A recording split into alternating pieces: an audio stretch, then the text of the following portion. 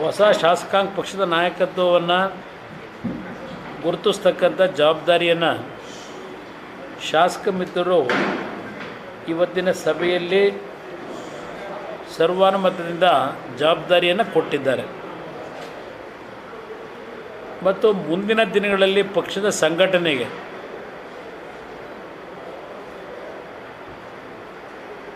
ಏನು ಒಂದು ಪಕ್ಷದ ನೂತನವಾದಂಥ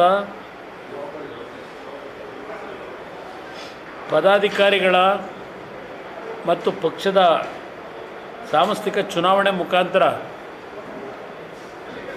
ಅಧ್ಯಕ್ಷರನ್ನು ಒಳಗೊಂಡಂತೆ ರಾಜ್ಯಾಧ್ಯಕ್ಷರನ್ನು ಒಳಗೊಂಡಂತೆ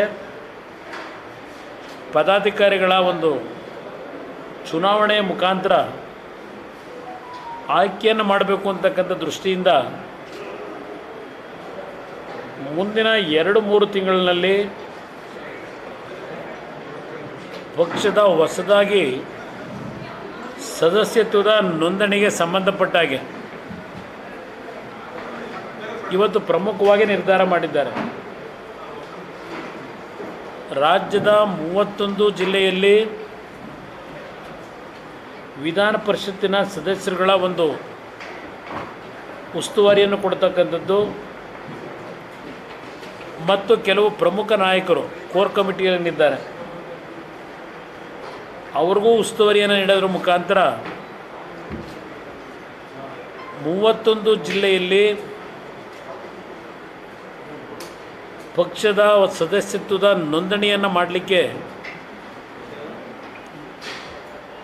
ಪ್ರಥಮ ಬಾರಿಗೆ ಅತ್ಯಂತ ಯಶಸ್ವಿಯಾಗಿ ಪರಿಣಾಮಕಾರಿಯಾದಂಥ ರೀತಿಯಲ್ಲಿ ಕೇಡರ್ ಬೇಸ್ಡ್ ಪಕ್ಷವನ್ನು ಪರಿವರ್ತನೆ ಮಾಡಲಿಕ್ಕೆ ದೊಡ್ಡ ಮಟ್ಟದಲ್ಲಿ ಇವತ್ತು ಸದಸ್ಯತ್ವದ ನೋಂದಣಿಗೆ ಚಾಲನೆಯನ್ನು ಕೊಡಬೇಕು ಅನ್ನೋದು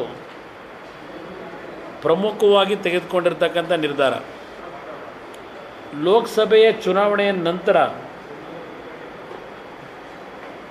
ಅದರಲ್ಲೂ ವಿಶೇಷವಾಗಿ ನಮ್ಮ ಕಾರ್ಯಕರ್ತರು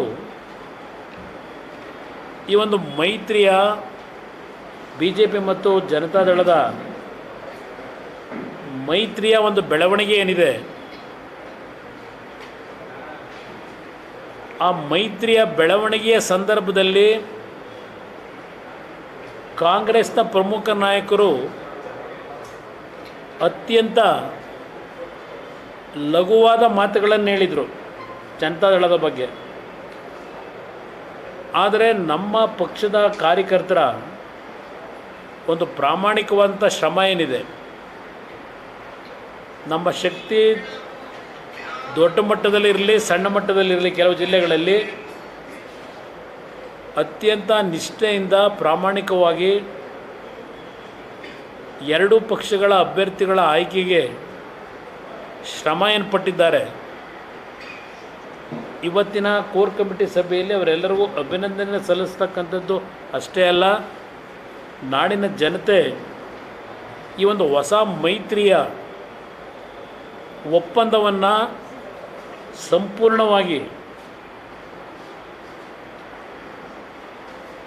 ಸಹಮತವನ್ನು ಏನು ವ್ಯಕ್ತಪಡಿಸಿದ್ದಾರೆ, ಅದೆಲ್ಲದರ ವಿಷಯಗಳು ಇವತ್ತು ಚರ್ಚೆಯಲ್ಲಿ ಬಂದಿದೆ. ಇವತ್ತು ಕಾರ್ಯಕರ್ತರಲ್ಲಿ ಇರ್ತಕ್ಕಂಥ ಹುಮ್ಮಸ್ಸೇನಿದೆ, ಉತ್ಸಾಹ ಏನಿದೆ, ಇವತ್ತು ಪ್ರತಿಯೊಂದು ಕಾರ್ಯಕರ್ತರ ಶ್ರಮಕ್ಕೆ ಪ್ರತಿಫಲ ದೊರಕಬೇಕು ಅಂತಕ್ಕಂಥದ್ದು ನಾಯಕರ ಎಲ್ಲರ ಅಪೇಕ್ಷೆ ಏನಿದೆ. ತಳಮಟ್ಟದಿಂದ ಪಕ್ಷವನ್ನು ಸಂಘಟನೆ ಮಾಡಬೇಕು ಅಂತಕ್ಕಂಥದ್ದು ಎಲ್ಲರ ಅಭಿಪ್ರಾಯ ಇವತ್ತು ಸಭೆಯಲ್ಲಿ ಹೊರಹೊಮ್ಮಿರ್ತಕ್ಕಂಥದ್ದು. ನಾನು ಕೇಂದ್ರದಲ್ಲಿ ನರೇಂದ್ರ ಮೋದಿ ಅವರ ಒಂದು ಜವಾಬ್ದಾರಿಯನ್ನು ನನಗೆ ಕೊಡ್ತಕ್ಕಂಥ ಒಂದು ಗೌರವಾನ್ವಿತ ಪ್ರಧಾನಮಂತ್ರಿಗಳೇನು ಮಾಡಿದ್ದಾರೆ, ಅದು 2 ಜವಾಬ್ದಾರಿಯುತವಂಥ ಇಲಾಖೆಯನ್ನು ನಾನು ನಡೆಸಬೇಕಾದಂಥ ಹಿನ್ನೆಲೆ ನನ್ನ ಒಂದು ಅನುಪಸ್ಥಿತಿ ಏನಿದೆ ಪಕ್ಷದ ಸಂಘಟನೆಗೆ, ಆ ಅನುಪಸ್ಥಿತಿಯನ್ನು ತುಂಬತಕ್ಕಂಥ ನಿಟ್ಟಿನಲ್ಲಿ ನಮ್ಮ ಪಕ್ಷದ ಎಲ್ಲ ಮುಖಂಡರುಗಳು ನಾವು ಜವಾಬ್ದಾರಿಯನ್ನು ಸಾಮೂಹಿಕವಾಗಿ ತೆಗೆದುಕೊಳ್ಳೋದ್ರ ಮುಖಾಂತರ ಸಂಘಟನೆಗೆ ಹೆಚ್ಚಿನ ಒಂದು ಚಾಲನೆಯನ್ನು ಕೊಡೋದಷ್ಟೇ ಅಲ್ಲ, ಅತ್ಯಂತ ಪರಿಣಾಮಕಾರಿಯಾಗಿ ತಳಮಟ್ಟದಿಂದಲೂ ಪಕ್ಷವನ್ನು ಕಟ್ಟತಕ್ಕಂಥ ನಿರ್ಧಾರಗಳನ್ನು ಮಾಡಿದ್ದಾರೆ. ಹಲವಾರು ಪಕ್ಷದ ಮುಖಂಡರುಗಳ ಒಂದು ಸಲಹೆ ಈ ಸಂಘಟನೆಗೆ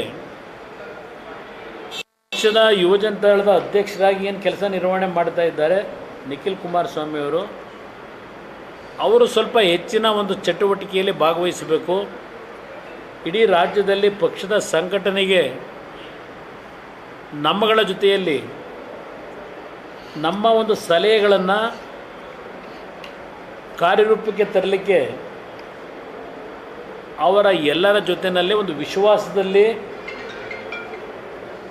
ಸಂಘಟನೆಯಲ್ಲಿ ಅವರು ಪಾಲ್ಗೊಳ್ಳಬೇಕು ಅಂತಕ್ಕಂಥದ್ದು ಇವತ್ತು ಸಲಹೆ ಕೊಟ್ಟಿದ್ದಾರೆ ನಮ್ಮ ಎಲ್ಲ ನಾಯಕರುಗಳು.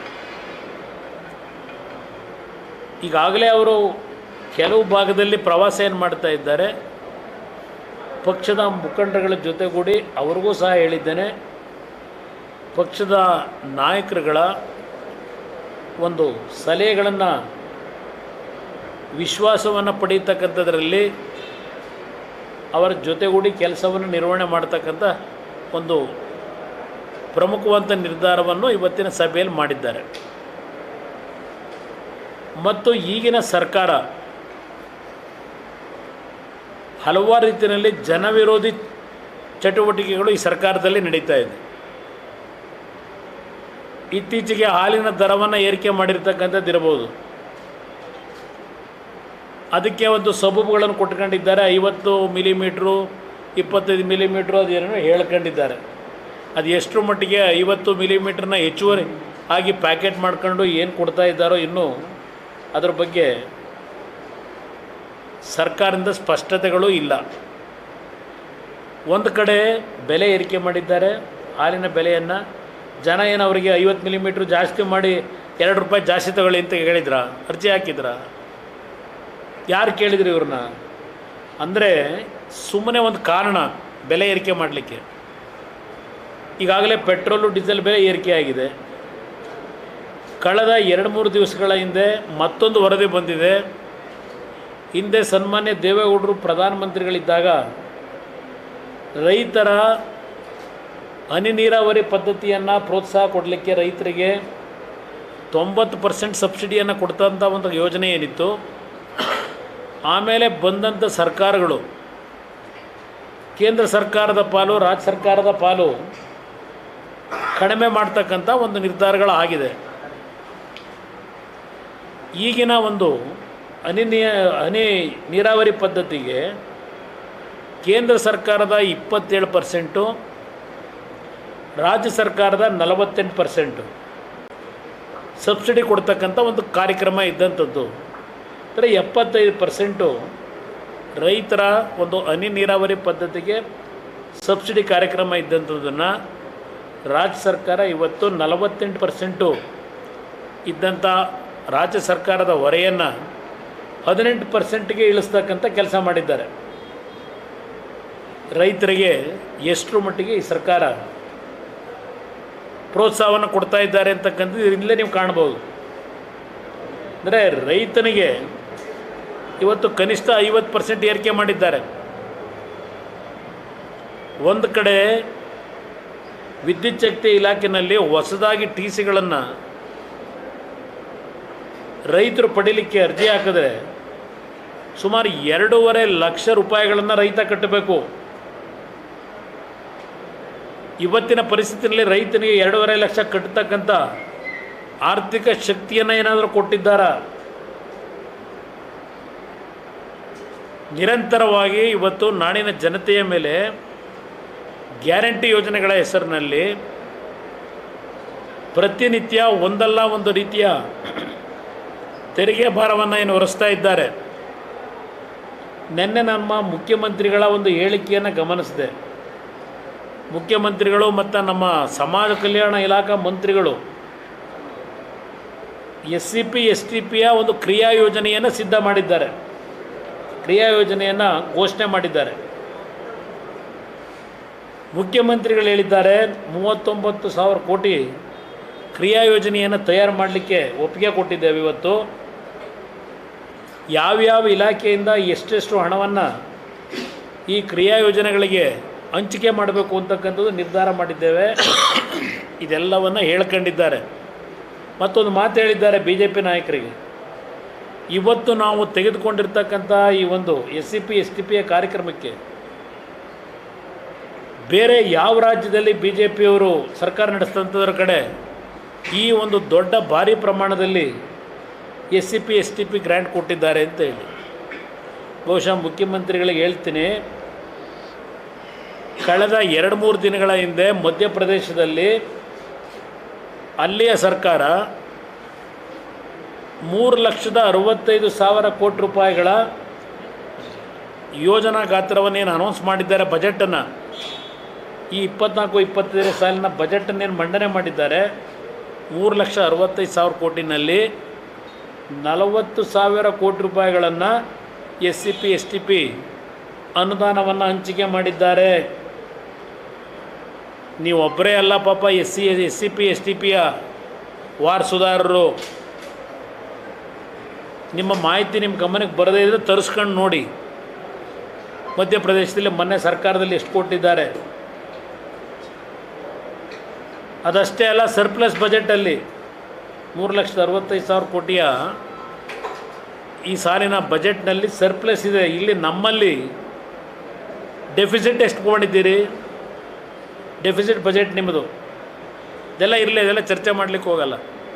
ಏನು ನೆನ್ನೆ ಬೆನ್ನು ತೊಟ್ಕೊಂಡಿದ್ದೀರಲ್ಲ, ಈ ಒಂದು ದೊಡ್ಡ ಪ್ರಮಾಣದಲ್ಲಿ ಯಾವ ರಾಜ್ಯದಲ್ಲಿ ಮಾಡಿದ್ದಾರೆ? 2 ದಿವಸದಿಂದ ಮಧ್ಯಪ್ರದೇಶದಲ್ಲಿ ನಿಮಗಿಂತಲೂ ಹೆಚ್ಚಿನ ರೀತಿಯಲ್ಲಿ ಅನುಷ್ಠಾನಕ್ಕೆ ತಂದಿದ್ದಾರೆ. ಮುಖ್ಯಮಂತ್ರಿಗಳ ಗಮನಕ್ಕೆ ತರಲಿಕ್ಕೆ ಬಯಸ್ತಾ ಇದ್ದೇನೆ. ಇನ್ನು ಇತ್ತೀಚೆಗೆ ಪಾಪ ನಿಮ್ಮೆಲ್ಲರ ಗಮನವನ್ನು ಮೈಸೂರಿನ ಸಾಂಸ್ಕೃತಿಕ ನಗರದ ಕಡೆಗೆ ಸೆಳೆದಿದ್ದಾರೆ. ನಿಮ್ಮ ಗಮನವನ್ನೆಲ್ಲ ಮೈಸೂರಿನ ಸಾಂಸ್ಕೃತಿಕ ನಗರ ಅಂತಕ್ಕಂಥದ್ದೇನಿದೆ, ಆ ಒಂದು ನಗರದಲ್ಲೂ ಸಹ ಮೂಡ ಹೆಸರಿನ ಒಂದು ದೊಡ್ಡ ಹಗರಣದ ಬಗ್ಗೆ ಮಾಧ್ಯಮದ ಸ್ನೇಹಿತರು ಇವತ್ತೇನು ವಿಷಯಗಳನ್ನು ಜನತೆ ಮುಂದೆ ಇಡ್ತಾ ಇದ್ದೀರಿ. ನಮ್ಮ ನಗರಾಭಿವೃದ್ಧಿ ಇಲಾಖೆ ಸಚಿವರು ನಿನ್ನೆ ಚಾಮರಾಜನಗರದಲ್ಲಿ ಒಂದು ಮಾತು ಹೇಳಿದ್ದಾರೆ. ಹಗರಣವೇ ಆಗಿಲ್ಲ ಮೂಡಾದಲ್ಲಿ. ಕುಮಾರಸ್ವಾಮಿಯವರು ಹಗರಣವನ್ನು ಕಾಂಗ್ರೆಸ್ನ ನಾಯಕರ್ಯಾರೋ ಮುಖ್ಯಮಂತ್ರಿಯ ಕುರ್ಚಿಗೆ ಟವಲ್ ಹಾಕಿದವರು ಈ ಹಗರಣವನ್ನು ದೊಡ್ಡ ಮಟ್ಟದಲ್ಲಿ ಹೊರಗಿಡ್ತಾ ಇದ್ದಾರೆ ಅಂತಕ್ಕಂಥ ಹೇಳಿದ್ರು. ಹಗರಣವೇ ನಡೆದಿಲ್ಲ ಅಂತ ಹೇಳಿದ್ದಾರೆ ನಿನ್ನೆ ಚಾಮರಾಜನಗರದಲ್ಲಿ ನಮ್ಮ ನಗರಾಭಿವೃದ್ಧಿ ಇಲಾಖೆ ಸಚಿವರು. ಹಗರಣವೇ ನಡೀತಾ ಇದ್ದ ಮೇಲೆ ಯಾರೋ ಅಧಿಕಾರಿಗಳನ್ನ ಇಟ್ಕೊಂಡು ತನಿಖೆ ಯಾಕೆ ನಡೆಸ್ತಾ ಇದ್ದೀರಾಗಿದ್ದರೆ? ಮುಖ್ಯಮಂತ್ರಿಗಳು ಅಧಿಕಾರಿಗಳನ್ನು ಕಳಿಸಿ ಏನೋ ತನಿಖೆ ನಡೆಸ್ತಾ ಇದ್ದೀವಿ ಅಂತ ಹೇಳಿದ್ದಾರಲ್ಲ. ವೈತಿ ಸುರೇಶ್ ಅವ್ರಿಗೆ ಕೇಳ್ತೀನಿ, ನೀವು ಅಲ್ಲಿ ಚಾಮರಾಜನಗರದಲ್ಲಿ ಹೇಳಿಕೆಯನ್ನು ಕೊಟ್ಟಿದ್ದೀರಿ, ನನ್ನ ಹೆಸರನ್ನೇ ಹೇಳಿದ್ದಾರೆ, ನನ್ನನ್ನೇ ಪ್ರಸ್ತಾಪ ಮಾಡಿದ್ದಾರೆ. ಆಗಿದ್ದರೆ ಹಗರಣವೇ ಆಗದೇ ಇದ್ದರೆ ಯಾವುದೋ ಅಧಿಕಾರಿಗಳ ನಿಯೋಗ ಕಳಿಸಿ ಏನು ತನಿಖೆ ಮಾಡ್ತಾ ಇದ್ದೀರಿ? ಏನು ತನಿಖೆ ಮಾಡ್ತಾ ಇದ್ದೀರಿ? ವಿಶೇಷ ಹೆಲಿಕಾಪ್ಟರ್ನಲ್ಲಿ ಹೋಗಿ ಯಾವ್ಯಾವ ದಾಖಲೆಗಳನ್ನು ತುಂಬ್ಕೊಂಬಂದಿರಿ? ಮೂಡಾ ಕಚೇರಿಯಿಂದ ಯಾವ್ಯಾವ ದಾಖಲೆಗಳನ್ನು ತುಂಬ್ಕೊಂಬಂದಿದ್ದೀರಿ? ಹಿಂದೆ ಇಲ್ಲದಂಥದ್ದು ರೀಡು ನಡೀತಲ್ಲ, ಹಿಂದಿನ ಸರ್ಕಾರದಲ್ಲಿ ಇವರೇ ಅಧಿಕಾರದಲ್ಲಿದ್ದಾಗ ಕೆಂಪಣ್ಣ ಆಯೋಗದ ಅವರದೇ ಹೆಸರಿನಲ್ಲಿ ರೀಡನ್ನ ಎಲ್ಲಿಗೆ ತಗೊಂಡೋಗಿಟ್ರಿ? ಏನಾದ್ರು ವರದಿ ಏನಾದರೂ ಜಾರಿಗೆ ತಂದ್ರ? ಪಾರ್ಟಿ ಎ ಪಾರ್ಟಿ ಬಿ ವರದಿ ಕೊಟ್ಟಿದ್ರಲ್ಲ, ಅದರ ಕತೆ ಏನಾಯಿತು? ಈ ಯಾರೋ 4 ಜನ ಅಧಿಕಾರಿಗಳ ಕಳಿಸಿ ಈ ಒಂದು ಹಗರಣವನ್ನು ಎಲ್ಲಿಗೆ ತಗೊಂಡೋಗ್ಲಿಕ್ಕೆ ಹೊರಟಿದ್ದೀರಿ? ಪಾಪ ಮುಖ್ಯಮಂತ್ರಿಗಳು ಹೇಳಿದ್ದಾರೆ 62 ಕೋಟಿ ಮೂಡಾದರೆ ಕೊಡಬೇಕಂತೆ. ತಪ್ಪಾಗಿರೋದ? ಮೂಡಾದರೆ ತಪ್ಪು ಮಾಡ್ಕೊಂಡವ್ರೆ. ತಪ್ಪು ಮಾಡ್ಕೊಂಡು ಕರೆದು ನಮಗೆ ಸೈಟ್ ಕೊಟ್ಟವ್ರೆ, ರೆಡ್ ಕಾರ್ಪೆಟ್ ಹಾಕಿ. ಮೂಡಾದಿಂದ ಅವರ ಜಲದರ್ಶಿನಿವರೆಗೆ ರೆಡ್ ಕಾರ್ಪೆಟ್ ಹಾಕಿ ಅವ್ರನ್ನ ಕರೆಸ್ಕೊಂಡು ಮೂಡ ಅಧಿಕಾರಿಗಳು ಪಾಪ 14 ಸೈಟ್ ಕೊಟ್ಟಿದ್ದಾರೆ. 14 ಸೈಟ್ನ ಏನೂ ಹಗರಣವೇ ತಪ್ಪೇ ಮಾಡಿಲ್ವಂತೆ. ಇವ್ರ ಸ್ವಂತ ಜಮೀನಂತೆ. ನಮ್ಮ ಜಮೀನಿಗೆ ನಾವು ತಗೊಂಡಿರೋದು ತಪ್ಪ. ನಮ್ಮ ಜಮೀನು ನಮ್ಮ ಗಮನಕ್ಕೆ ಬರದೆ ಇವತ್ತು ಬೂಡಾದವರು ಅಕ್ವೈರ್ ಮಾಡ್ಕೊಂಬಿಟ್ಟಿದ್ರು. ಇದೆಲ್ಲ ಹೇಳ್ಕೊಂಡಿದ್ದಾರೆ. ನಾನು ಇತ್ತೀಚೆಗೆ ಭ್ರಷ್ಟಾಚಾರದ ಬಗ್ಗೆ ಚರ್ಚೆ ಮಾಡೋದು ದೊಡ್ಡ ಮಟ್ಟದಲ್ಲಿ ಮಾಡಿಲ್ಲ. ಈ ಹಗರಣ ನನಗೆ ಕಳೆದ ವರ್ಷವೇ ನನ್ನ ಮುಂದೆ ಬಂದಿದ್ದಂಥದ್ದು ವಿಷಯಗಳಿದೆ ನನ್ನ ಹತ್ರ. ಯಾತಕ್ಕೆ ಅಧಿಕಾರಿ ಪಾಪ ಮಾಡಿದ್ದು ನಿಮ್ಮ ಪ್ರಿರಗೇಟಿವ್, ಅದು ಡಿ ಸಿನ ಟ್ರಾನ್ಸ್ಫರ್ ಮಾಡಿರೋದು. ನಾನು ಅಧಿಕಾರಿಯನ್ನು ವರ್ಗಾವಣೆ ಮಾಡಿರೋದಕ್ಕೆ ಟೀಕೆ ಮಾಡಲಿಕ್ಕೂ ಹೋಗಲ್ಲ. ಇದೇ ಅಧಿಕಾರಿ ಎಷ್ಟು ಬಾರಿ ಮೂಡಾದಲ್ಲಿ ನಡೆದಿರತಕ್ಕಂಥ ಹಗರಣದ ಬಗ್ಗೆ ಹಲವಾರು ಕೋಟಿಗಳ ದುರ್ಬಳಕೆ ಆಗಿರ್ತಕ್ಕಂಥ ವಿಷಯದಲ್ಲಿ ಎಷ್ಟು ಬಾರಿ ಕಡತಗಳು ನಗರಾಭಿವೃದ್ಧಿ ಇಲಾಖೆಗೆ ಕಳಿಸಿದ್ದಾರೆ. ಈ ಅಧಿಕಾರಿ ಅವರು ಕಳಿಸಿದಂಥ ಮಾಹಿತಿಗಳನ್ನು ಎಲ್ಲಿ ತಗೊಂಡೋಗಿ ಇಟ್ಟಿದ್ರಿ? ಯಾತಕ್ಕೆ ಈ ಹಗರಣ ಬಂದಿದೆ? ಹಗರಣ ಈಗ ಯಾತಕ್ಕೆ ಇಷ್ಟು ದೊಡ್ಡ ಮಟ್ಟದ ಪ್ರಚಾರ ಪ್ರಾರಂಭ ಆಗಿದೆ?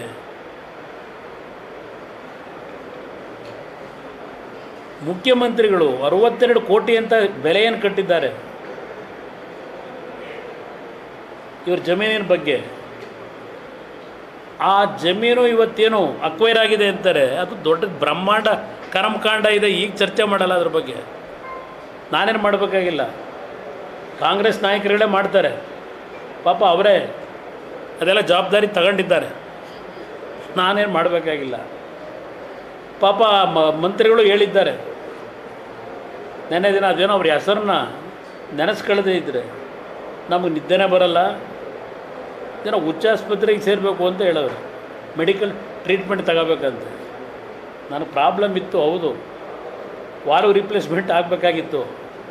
ಈಗಾಗಲೇ ಚುನಾವಣೆಗಿಂತ ಮುಂಚೆ ಚೆನ್ನೈಗೆ ಹೋಗಿ ಈಗಾಗಲೇ ವಾಲ್ವ್ ರಿಪ್ಲೇಸ್ಮೆಂಟ್ ಮಾಡಿಸ್ಕೊಂಡು ಆರೋಗ್ಯ ಚೆನ್ನಾಗಿ ಇಟ್ಕೊಂಡು ಬಂದಿದ್ದೇನೆ. ನನ್ನ ಆರೋಗ್ಯದ ಬಗ್ಗೆ ಕಾಳಜಿ ಬೇಡ ಅವರಿಗೆ. ನಾನು ಎಲ್ಲೂ ಯಾವ ಆಸ್ಪತ್ರೆಗೆ ಹೋಗಿ ಚಿಕಿತ್ಸೆ ಪಡಿಬೇಕಾಗಿಲ್ಲ, ಅಲ್ಲೇ ಪಡ್ಕೊಂಡು ಬಂದಾಗಿದೆ ನಾನು. ಆದರೆ ನಿಮ್ಮಗಳಿಗೆ ಹೇಳ್ತಕ್ಕಂಥದ್ದು, ಯಾವ ನಾಡಿನ ಜನತೆಯ ಮುಂದೆ ಪರ್ಸೆಂಟೇಜ್ ಅಪಾದನೆಗಳನ್ನು ಮಾಡ್ತಾ ನಿರಂತರವಾಗಿ ಬರೀ ಹೇಳಿಕೆಗಳ ಮುಖಾಂತರ ಜನತೆಯನ್ನು ಕಾಂಗ್ರೆಸ್ ಪರವಾಗಿ ಓಲೈಸ್ಕೊಳ್ಳಲಿಕ್ಕೆ ಹೊರಟ್ರಿ. ರಾಜ್ಯದಲ್ಲಿ ಒಂದು ಒಳ್ಳೆಯ ಆಡಳಿತ ಬೇಕು ಅಂತೇಳಿ ಜನ ಬಯಸಿ ನಿಮಗೆ 136 ಸ್ಥಾನ ಕೊಟ್ಟರು. ಈ ಒಂದು ವರ್ಷದಲ್ಲಿ ನೀವು ಮಾಡಿರ್ತಕ್ಕಂಥ ಕರ್ಮಕಾಂಡಗಳು ಏನೇನು,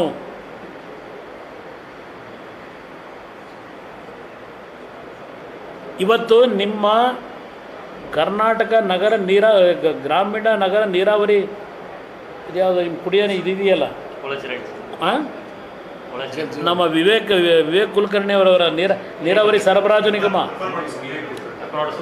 ಅರ್ಬನ್ ವಾಟರ್ ಸಪ್ಲೈ, ನೀರಾವರಿ, ಹಾಂ, ಜಲಶಕ್ತಿ ಅಲ್ಲ, ನೀರಾವರಿ ಸರಬರಾಜು ನಿಗಮ, ನೀರು ಸರಬರಾಜು ನಿಗಮ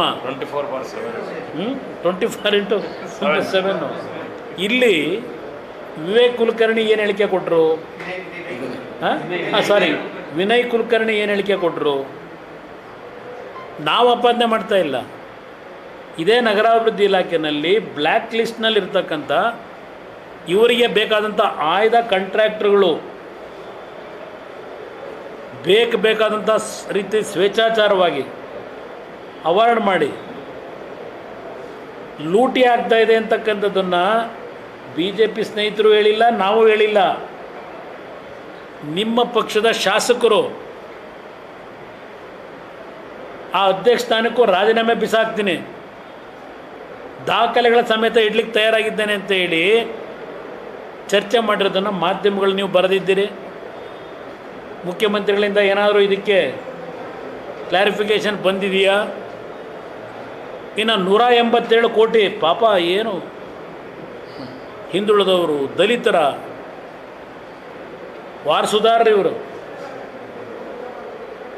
ಇದೇನೋ ಈಗ ಅಲ್ಲೆಲ್ಲ ಹುಬ್ಳಿಲಿ ಬೇರೆ ಇದೇನೋ ಅಹಿಂದ ಸಮಾವೇಶ ಮತ್ತಿನ್ನೊಂದು ನಡೀತದಂತೀಗ, ಡೇಟ್ ಫಿಕ್ಸ್ ಆಗಿದೆ ಅಹಿಂದ ಸಮಾವೇಶ.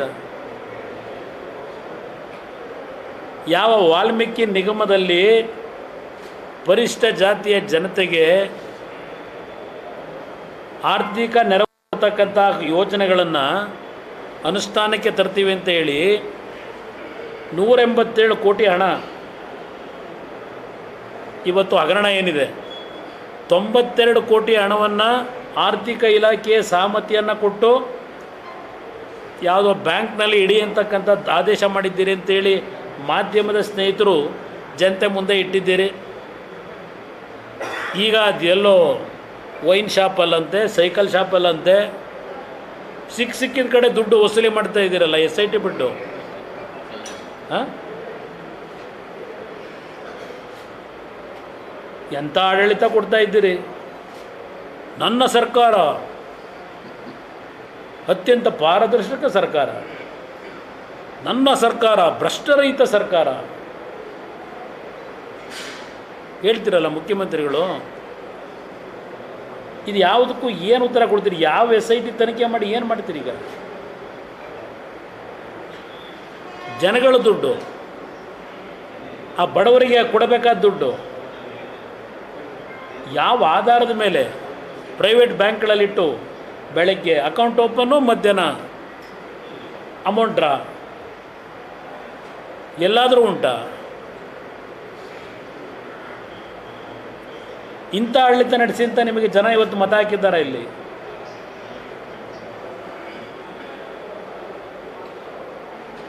ಇದೇನೋ ಮೂಡಾದು 3 ಪಕ್ಷಗಳು ಸೇರ್ಕೊಂಡವೆ ಅಂತಾರೆ. ಅದೇನೋ GT ದೇವೇಗೌಡರು ಕೇಳಿ ಅಂತ ಬೇರೆ ನೆನ್ನೆ ರೆಫರ್ ಬೇರೆ ಮಾಡವ್ರೆ ಮುಖ್ಯಮಂತ್ರಿಗಳು. GT ದೇವೇಗೌಡರು ಕೇಳಬೇಕಾ ಇದಕ್ಕೆ ನಾನು? ಬೀದಿಲಿ ರೆಕಾರ್ಡ್ಗಳು ಇವತ್ತು ವಿಲೇವಾರಿ ಆಯ್ತವಲ್ಲ, ಹಾಗೆಲ್ಲ ಎಲೆಕ್ಷನ್ ಟೈಮಲ್ಲಿ ಇವತ್ತು ಪೆನ್ ಡ್ರೈವ್ ವಿಲೇವಾರಿ ಆದವಲ್ಲ, ಹಾಗೆ ಈಗ ಮೂಢ ದಾಖಲಾತಿಗಳು ಬೀದಿಲಿ ರವಾನೆ ಆಯ್ತವೆ. ಎಲ್ಲಿಂದ ರವಾನೆ ಆದವು ಇವೆಲ್ಲ? ಈಗ ಯಾರು ರವಾನೆ ಮಾಡಿರೋದು ಜನಗಳ ಮುಂದೆ?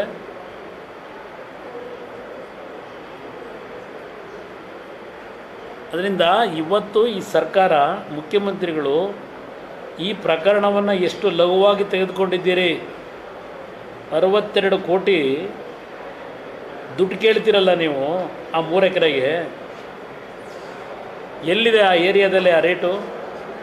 ನೀವು 3 ಎಕರೆಯಲ್ಲಿ ಏನೋ ಹೇಳ್ಕೊಂಡಿದ್ದೀರಲ್ಲ, ನನ್ನ ಜಮೀನು, ನಮ್ಮ ಜಮೀನು, ನಮ್ಮನ್ನು ಹೇಳ್ದೆ ಕೇಳಿದೆ ತಪ್ಪು ಮಾಡಿ ಅದಂತೂ ಸೈಟ್ ಮಾಡಿಬಿಟ್ಟವ್ರೆ ಅಂತ ಹೇಳಿ ಅದಕ್ಕೆ ದಂಡ ತೆತ್ತವ್ರು ನಮಗೆ ಅಂತ ಹೇಳ್ತಾ ಇದ್ದೀರಲ್ಲ.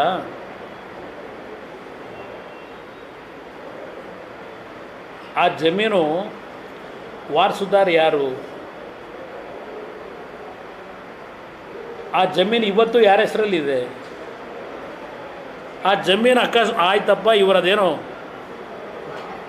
ನಿಮ್ಮ ಮೂಡಾದವರು ವಶಪಡಿಸ್ಕೊಂಡ್ಬಿಟ್ರಲ್ಲ ಅವೆಂತ ಪಾರ್ಕ್ ಮಾಡೋಕ್ಕೋ ಸೈಟ್ ಮಾಡೋಕ್ಕೋ. ಅದಾದಮೇಲೆ ಏನೇನು ಬೆಳವಣಿಗೆ ಆಗಿದೆ?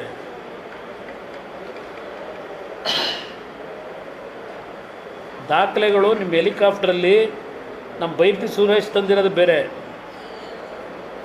ಆಗಲೇ ದಾಖಲಾತಿಗಳು ಎಲ್ಲೆಲ್ಲಿ ಇಡಬೇಕು ಇಟ್ಟಿದೆ. ಅದನ್ನೇನು ಕೆಂಪಣ್ಣ ಆಯೋಗ ರಚನೆ ಮಾಡಿ ರೀಡು ಎಲ್ಲ ಮುಚ್ಚಾಕಿದ್ರಲ್ಲ, ಅದು ಮೂಡಾದಲ್ಲಿ ಮುಚ್ಚಾಕೋಕ್ಕಾಗಲ್ಲ ನನ್ನ ಅಭಿಪ್ರಾಯದಲ್ಲಿ. ಇದಕ್ಕೆಲ್ಲ ಕಾಲ ಉತ್ತರ ಕೊಡುತ್ತೆ. ನಿಮ್ಮ ಹತ್ರಲ್ಲೇ ಇದಾವಲ್ಲ ಬ್ರದರೆಲ್ಲ, ಬೀದಿಲಿ ರವಾನೆ ಆಗಿದೆ. ಹಾಂ, ಏನು ಹೇಳಿ? ನಿಜ, ಅದು ನಿಂಗ ಆಲಿಯಾಸ್ ಜವರಾ ಅನ್ನೋರು ಜಮೀನು. 92ರಲ್ಲಿ ನೋಟಿಫಿಕೇಷನ್ ಆಯಿತು, 97ರಲ್ಲಿ ಡಿನೋಟಿಫಿಕೇಷನ್ ಆಯಿತು. ಇದೆಲ್ಲ ಇತಿಹಾಸ ಇದೆ. 2004 ಏನಾಯಿತು, 2005 ಏನಾಯಿತು. ಈಗ ಮುಖ್ಯಮಂತ್ರಿಗಳು ಇದು ಇವರ ಧರ್ಮಪತ್ನಿ ಹೆಸರಲ್ಲಿ ಇದ್ದಿದ್ದು ಅಂತ ಹೇಳ್ತಾರಲ್ಲ ಅಲ್ವೇ? ಇವತ್ತು ಧರ್ಮಪತ್ನಿ ಹೆಸರಿಗೆ ಯಾವಾಗ ಬಂತು? ಅದೆಂಥದ್ದು ಅರಿಶಿನ ಕುಂಕುಮ ಕೊಡೋದಕ್ಕೆ ಅವರ ಅಣ್ಣ ಕೊಟ್ಟರಲ್ಲ, ಕೊಟ್ಟ ಡೇಟ್ ಏನು? 2013 ಚುನಾವಣೆಯಲ್ಲಿ ನಿಂತಾರಲ್ಲ, ಆ ಚುನಾವಣೆ ನಿಂತಾಗ ಈ ಪ್ರಾಪರ್ಟಿ ಘೋಷಣೆ ಮಾಡ್ಕೊಂಡವರ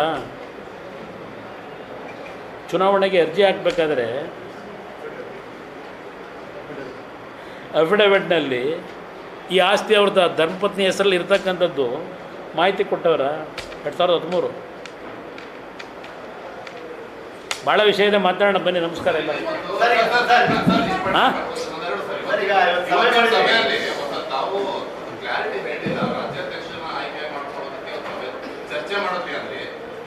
ನೋಡೋಣ.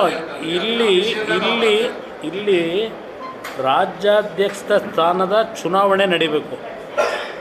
ಚುನಾವಣೆ ನಡೆಯೋದಕ್ಕಿಂತ ಮುಂಚೆ ಮೆಂಬರ್ಶಿಪ್ ಡ್ರೈವ್ ಆಗಿ ಹೊಸದಾಗಿ ತಾಲೂಕು ಮಟ್ಟದಿಂದಲೂ ಚುನಾವಣೆಗಳಾಗಬೇಕು.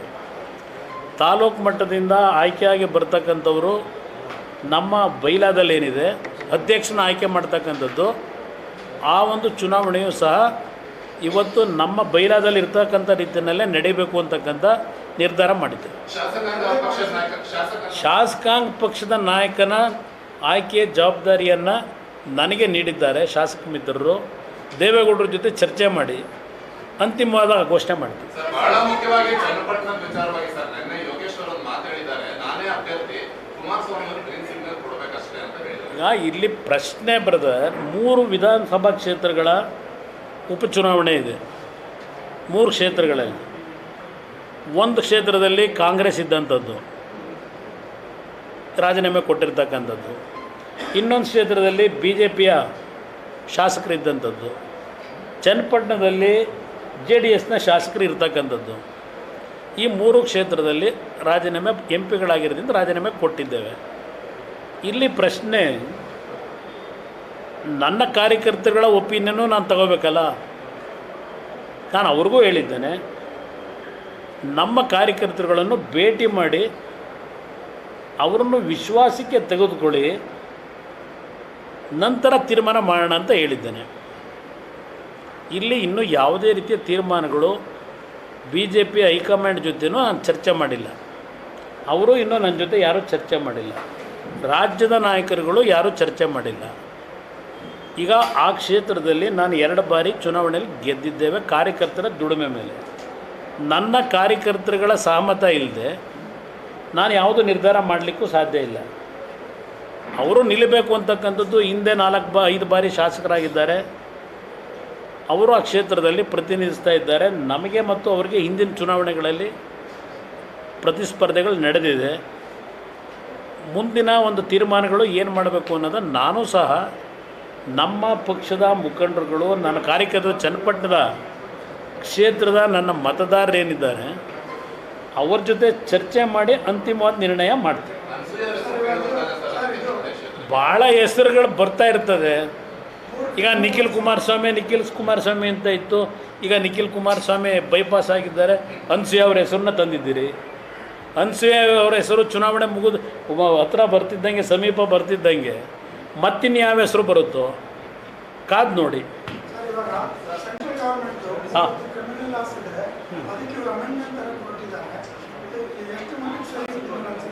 ಇದು ಪ್ರತಿಯೊಂದು ವಿಷಯದಲ್ಲೂ ಕೇಂದ್ರ ಸರ್ಕಾರದ ತೀರ್ಮಾನಗಳಿಗೆ ತದ್ವಿರುದ್ಧವಾಗಿ ರಾಜ್ಯ ಸರ್ಕಾರಗಳು ತೀರ್ಮಾನ ಮಾಡ್ತಕ್ಕಂಥ ಕೆಲಸಗಳು ಮಾಡಿದಾಗ ಒಂದು ಪರಸ್ಪರ ವಿಶ್ವಾಸಗಳೆಲ್ಲಿ ಮೂಡುತ್ತೆ. ಇರ್ತಕ್ಕಂಥ ನಮ್ಮ ಫಂಡಮೆಂಟಲ್ ವ್ಯವಸ್ಥೆಯಲ್ಲಿ ಕೂತು ಚರ್ಚೆಗಳಾಗಿ ಅದರ ಸಾಧಕ ಬಾಧಕಗಳೇನಿದೆ ಅದರ ಹಿನ್ನೆಲೆಯಲ್ಲಿ ತೀರ್ಮಾನಗಳಾಗಬೇಕು. ಅವರೇನೋ ಮಾಡಿದ್ದಾರೆ ಅದನ್ನು ನಾವು ವಿರೋಧ ಮಾಡ್ತೀವಿ, ನಮ್ಮದೇ ಕಾನೂನು ತರ್ತೀವಿ ಅಂತಕ್ಕಂಥದ್ದು ಎಷ್ಟು ಮಟ್ಟಿಗೆ ಸರಿ ಅನ್ನೋದು ಅವರುಗಳೇ ತೀರ್ಮಾನಕ್ಕೆ ಬರಬೇಕು.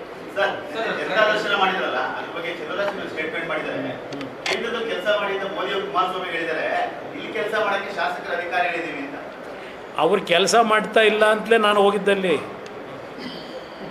ಕಳೆದ 1 ವರ್ಷದಿಂದ ಕೆಲಸ ಮಾಡಿದರೆ ನನಗೆ ನೆನ್ನೆ 3,000 ಅರ್ಜಿ ಹಾಕ್ಕೊಡೋರು. ಪಾಪ ಅವ್ರ ನಿಷ್ಠೆಯಿಂದ ಜನಗಳಿಗೆ ಕೆಲಸ ಮಾಡಿದರೆ ಶಾಸಕರು, ಮಂತ್ರಿಗಳು ನೆನ್ನೆ 3,000 ಅರ್ಜಿ ತಂದು ಕೊಟ್ಟವರಲ್ಲ ಜನ. ಅವ್ರು ಮಾಡೋ ಕೆಲಸವೇ ಅದು. ಅದೇ ಅವ್ರು ಕೇಳಬೇಕು ಅವರಿಗೆ. ನಾನು ಅವ್ರ ಅಪ್ಪಣೆ ತಗೊಂಡು ಹೋಗ್ಬೇಕಾ ಮಂಡ್ಯಕ್ಕೆ ಹೋಗೋಕ್ಕೆ? ಹೌದು, ನರೇಂದ್ರ ಮೋದಿಯವರು ಕೇಂದ್ರದಲ್ಲಿ ಮಂತ್ರಿಯಾಗಿ ಜವಾಬ್ದಾರಿ ನಿರ್ವಹಣೆ ಮಾಡು ಅಂತೇಳಿ ಗೌರವಾನ್ವಿತ ಪ್ರಧಾನಮಂತ್ರಿಗಳು ನನಗೆ ಜವಾಬ್ದಾರಿ ಕೊಟ್ಟಿದ್ದಾರೆ. ಆ ಕೆಲಸವನ್ನು ನಿರ್ವಹಣೆ ಮಾಡೋದ್ರ ಜೊತೆಗೆ ನನ್ನನ್ನು ಅಲ್ಲಿಗೆ ಕಳಿಸಿದ್ರಲ್ಲ ಮಂಡ್ಯ ಜಿಲ್ಲೆಯ ಮತದಾರ ಬಂಧುಗಳು, ನರೇಂದ್ರ ಮೋದಿಯವರು ಇವತ್ತು ನನಗೆ ಕರೆದು ಗೌರವಾನ್ವಿತ ಪ್ರಧಾನಮಂತ್ರಿಗಳು ಏನೋ ವಿಶ್ವಾಸದಲ್ಲಿ ಆ ಒಂದು ಜವಾಬ್ದಾರಿ ಕೊಡಬೇಕಾದ್ರೆ ಇಲ್ಲಿ ನನ್ನ ಮೂಲ ಕಳಿಸೋರಲ್ಲ ಜನ. ಆ ಜನಗಳ ಕಷ್ಟ ಸುಖ ಕೇಳಕ್ಕೆ ಬರಬಾರ್ದ? ನಾನು ದೆಹಲಿಲಿ ಕೂತ್ಕೊಂಡ್ರಾಗುತ್ತಾ? ಇಲ್ಲಿ ಲೂಟಿ ಹೊಡ್ಕೊಂಡು ಕೂತ್ಕೊಳ್ಳಿ, ನಾನು ದೆಹಲಿಲಿ ಆರಾಮಾಗಿರ್ತೀನಿ. ಇವ್ರ ಅಪ್ಪಣೆ ತಗೊಂಡು ಬರಬೇಕಾ ನಾನು ಮಂಡ್ಯಗೆ? ನೋಡೋಣ ಬನ್ನಿ. ಯಾರು ಇಲ್ಲ, ಎಲ್ಲರನ್ನೂ ಈಗ ಫ್ಲೈಟ್ ವ್ಯವಸ್ಥೆ ಇದೆಯಲ್ಲ,